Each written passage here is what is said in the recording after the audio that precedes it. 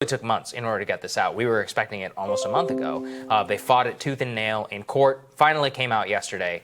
Unfortunately, a lot of the most important information was actually blacked out, and I'll get to that. We learned some things. Let's throw some of these up there on the screen. So one of the first and most important questions is just how evasive that Ghislaine Maxwell was in this entire thing. She never at one time would acknowledge that Jeffrey Epstein at any time had a predilection for minors. She would routinely, I mean, let's throw the next one up there. I'll just give you an idea of the way that she was answering these questions. She'd be like, did the massage therapist perform sexual acts for Jeffrey Epstein? Maxwell, I don't know what you mean by sexual acts. I mean, obviously she does. And she was evasive on almost every single question for hours and hours, and apparently at one time... She also asked them to define what they meant by a sex toy. Yeah, exactly. I mean, so she was clearly coached by her lawyers. At one point, she was so outraged by the questioning that she actually knocked the court reporter's laptop off of the table and position. The names of Prince Andrew,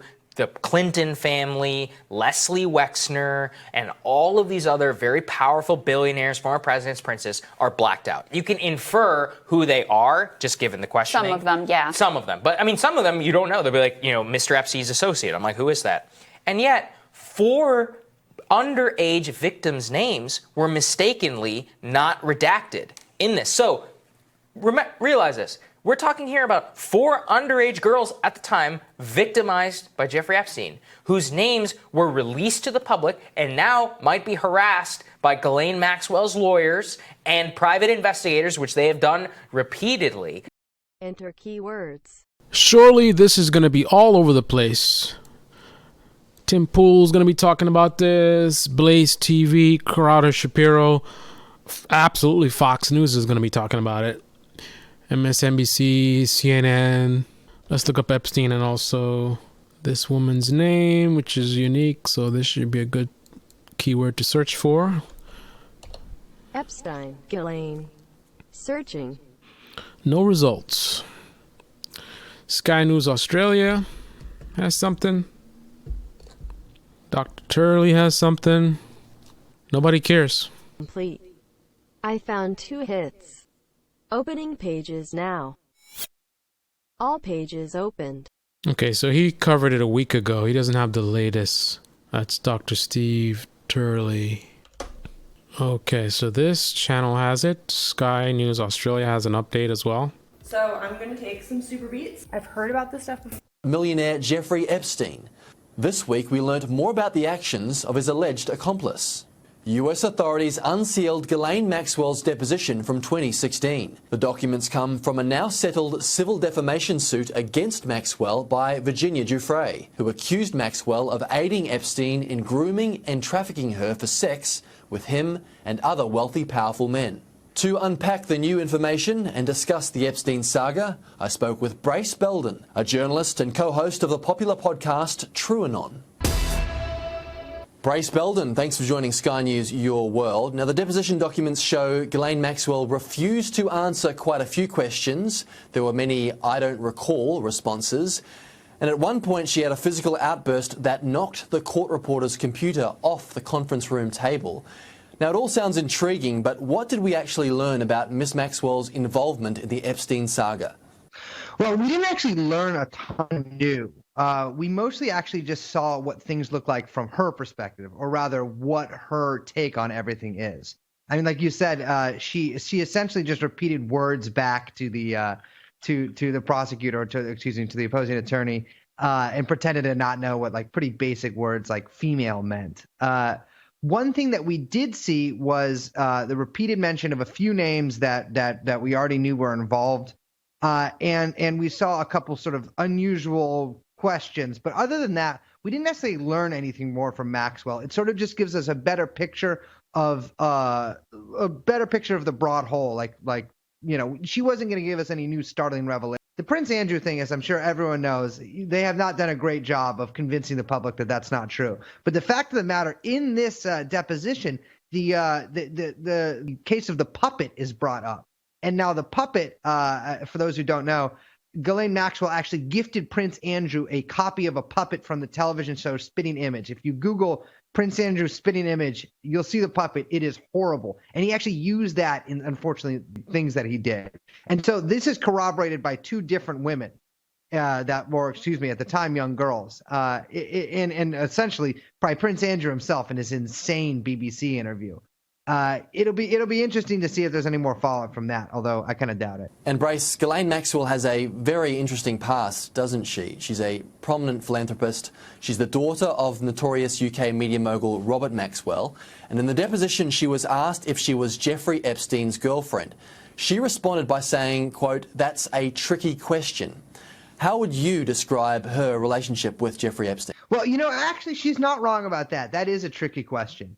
Epstein did scoop her up sort of into a what you might call like a traditional boyfriend-girlfriend relationship right after she arrived in New York in the early 90s after her father's death.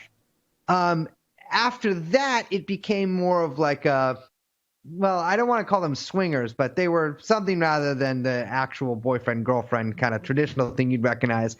And then at the later points, and really like the relationship we most recognize, the one we most see brought up during sort of the Epstein saga or whatever, is her role essentially as both of his employee, as his lover, and as co-conspirator. And people often called him or her his procurer as well, which to an extent, yeah, that's very true. And now I'd like to dive into some of the more sinister and perhaps speculative aspects of the Epstein conspiracy. You are among the many Epstein researchers who suggest intelligence agencies may have been involved in Epstein's network. Can you elaborate on that and describe the evidence that suggests that? Well, I know that a lot of people, whenever there's like a tremendous crime of any nature, whether it's violent or sexual or whatever, I think sort of understandably want to be like, well, the hand of intelligence agencies is in this. In the case of the Epstein, nexus or whatever, it's pretty clear that the intelligence agencies are not only swirling around this whole group of people, even specifically the duo of Ghislaine and Epstein, but they're actually in that. I mean, Epstein spent a lot of the 90s and early 2000s bragging that his job was as a sort of financial bagman for the CIA. Ghislaine talks about shooting rockets from Black Hawk helicopters at Colombian rebels in the jungle. And the fact of the matter is, Ghislaine Maxwell's father, Robert Maxwell, was one of the most famous, if not the most famous, Israeli spies in world history. I mean, he worked as a spy for a lot of different people, but at the end of the day, he was buried with honors in Israel. In the deposition, Ghislaine is asked two different questions. Well, really two questions asked in several different ways. She's asked if Epstein worked for the CIA and if he worked for Israeli intelligence, which is often shorthand people call it Mossad, although there's several different agencies. She, of course, sensibly doesn't answer. I don't know, and anybody I think who's claiming to is maybe not, shouldn't be as confident as they might sound.